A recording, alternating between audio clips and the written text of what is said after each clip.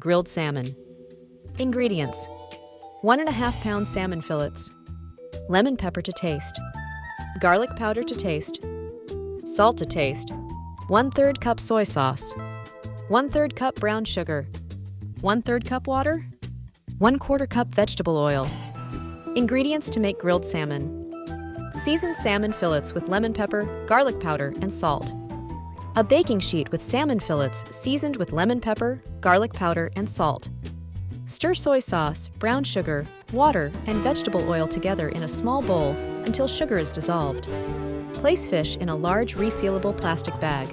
Add soy sauce mixture, seal, and turn to coat. Refrigerate for at least 2 hours. A plastic zip top back with fillets of salmon and marinade. Preheat an outdoor grill for medium heat and lightly oil the grate. A pastry brush brushing oil onto grill grates. Place salmon on the preheated grill and discard marinade. Cook salmon until fish flakes easily with a fork, about 6 to 8 minutes per side. A grill with grilled salmon fillets. Serve and enjoy! Love the recipe? Please like and subscribe and share with your friends at Kraystar Flavor King.